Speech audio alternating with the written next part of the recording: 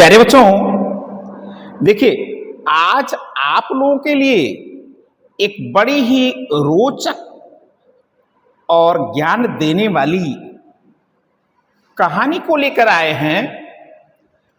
शीर्षक भी इसका है क्या चीज? सबक अर्थात सीख। प्यारे बच्चों, किसी भी चीज को आप छोटी मत समझिएगा, चाहे वह भूमि का एक तिनका या एक कण हो, वो छोटा नहीं है। सोचिए, आपकी आंखों में अगर धूल का एक कण पहुंच जाता है तो कितना कष्ट पहुंचाता है। इसलिए हमें हर चीज से सीख लेनी चाहिए, सबक लेनी चाहिए। चलिए चलते हैं कहानी की तरफ, यह देखते हैं कैसे हमें सबक दे रहा है। यहां ध्यान दें, सुंदर वन, यह बड़ा ही सुंदर शब्द भी है। इसकी कहानी भी बड़ी रोचक है। कभी सुंदर वन के विषय में आप लोगों को वादा करते हैं, बताएंगे निश्चित ही। पढ़ते हैं। में एक चींटी रहती थी, वह चींटियों की रानी थी। ये मत समझिएगा कि जीवों में इस तरह की बातें नहीं होती हैं। चींटियों में रानी और राजा ये दोनों पाए जाते हैं। सुबह होते ही वह अन्य चींटियों के साथ भोजन यानी खाना की तलाश में निकल पड़ती थी। एक चीज और बताते हैं आप लोगों को, चींटियां जो होती हैं या आराम तो करती हैं, लेकिन मान करके चलिए, आप सोते हैं, चींटियां सोती नहीं हैं। यहां ध्यान दें, चित्रों के माध्यम से भी आपको समझाया बताया गया है। चित्र अभी आपके सामने पूरा प्रस्तुत हम करते हैं। सुंदर वन में एक शरारती हाथी भी रहता था। तुलना की गई है। चींटी बड़ी छोटी होती है, हाथी को आप जानते हैं क्या पृथ्वी पर पाया जाने वाला सबसे विशाल जानवर है। वह दिन भर इधर उधर घूमकर पेड़ पौधों को तोड़ता रहता था। एक चीज और जान लीजिए, ये इनका स्वभाव भी होता है। कभी वह अपनी सूंड में पानी भरकर लाता और जानवरों पर डाल देता, तो कभी वह छोटे पशुओं और जो जानवर थे को सूंड में उठाकर जमीन पर फेंक देता। उसकी शरारतों से सुंदरबन के सभी जानवर बहुत परेशान रहते थे। चींटियों से तो उसे बहुत नफरत थी, यानी चिढ़ थी। जब भी वह चींटियों को देखता तो उन्हें कुचल देता था। आप सभी जानते हैं चींटी का जो हाथी का जो पैर होता है वो कितना चौड़ा होता है। उनके जो तलवे होते हैं उनमें काफी स्थान घिर जाता है। यहां देखें, अभी जो रानी की बात हमने किया है, चित्रों के माध्यम से आपको दिखाया बताया गया है। रानी चींटी अपने सामने अपने साथियों को मरता देखकर बहुत दुखी होती थी। यहां चित्रों पर जरूर ध्यान दीजिएगा। चित्रों से कहानी को समझने में बड़ी ही आसानी हो जाती है। चित्र को देख करके हम आसानी से कहानी को समझ सकते हैं। और क्या कर सकते हैं? चित्रों के माध्यम से हम कहानियों को भी तैयार कर सकते हैं।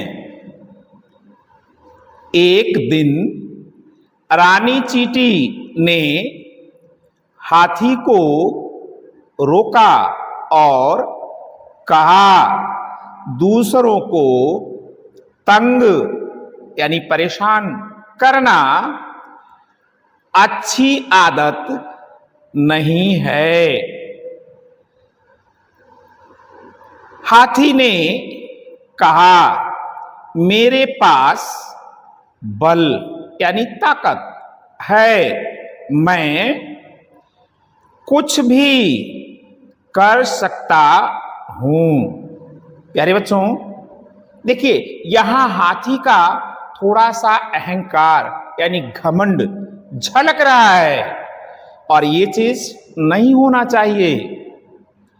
तुम चुप रहो, तुम छोटी और कमजोर हो, ज्यादा बोलोगी तो तुम्हें भी 1 मिनट में कुचल दूंगा। सोचिए कितनी बड़ी बात, हृदय को छूने वाली बात हाथी ने कहा। चलिए आगे चलते हैं। रानी चींटी को क्रोध यानी गुस्सा तो बहुत आया, लेकिन फिर भी वह चुप रही। उसने सोच लिया कि वह हाथी को सबक सिखाएगी। वह तालाब आप लोग जानते हैं, जो आपके आसपास छोटे बड़े गड्ढे होते हैं या कुछ बड़े गड्ढे होते हैं, पानी भरा होता है। चलिए आगे बढ़ते हैं कि पास घास में जाकर छिप गई। उसे पता था कि हाथी वहां जरूर आएगा। चूंकि प्यास हर किसी को लगती है, पानी हर किसी को पीना है, स्नान हर किसी को करना है, तो ये बात रानी चींटी को पता था। हाथी जब घूमते घूमते वहां आया तो रानी चींटी उसकी सूंड में घुस गई और उसे जोर से काटा। हुआ क्या? हाथी दर्द से चिल्लाया। रानी चींटी उसे बार बार काटने लगी। वह जोर जोर से चिल्लाने लगा। उसने अपनी सूंड को जोर जोर से हिलाया, लेकिन रानी चींटी बाहर नहीं निकली। यहां देखिए, चित्र में भी इस चीज को दिखाया गया है। वह सूंड में ही बैठकर उसे काटती रही। हाथी बहुत ज्यादा परेशान हो गया। हाथी अपनी सूंड को इधर उधर पटकता था, लेकिन चारों तरफ से आप लोग देखे होंगे, इनका जो सूंड होता है वह गोल होता है।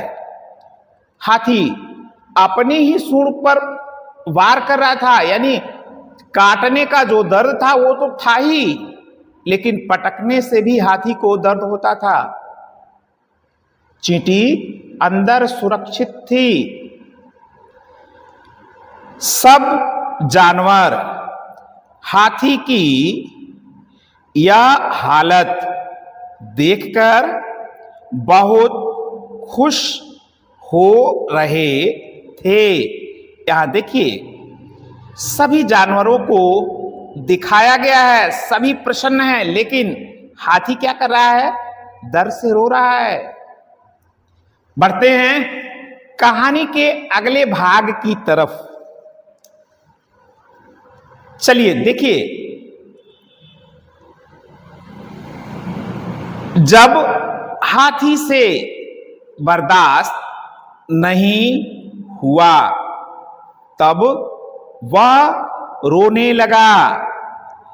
उसने रानी चींटी से कहा, मुझे माफ कर दो, अब मैं किसी को कभी भी तंग नहीं करूंगा। इसने वादा किया कि मैं पुनः किसी को इस प्रकार से परेशान नहीं करूंगा। रानी चींटी सूंड से बाहर आ गई। यहां देखें, रानी चींटी बाहर आ चुकी है और हाथी से बोली, अब कभी किसी को छोटा और कमजोर मत समझना। चेतावनी दिया रानी चींटी ने। हाथी को अपनी गलती का एहसास हो गया था। उसने रानी चींटी से माफी मांगी। अब हाथी सबके साथ मिलकर रहने लगा। सब खुश थे। सबने रानी चींटी को धन्यवाद दिया। क्यों दिया धन्यवाद?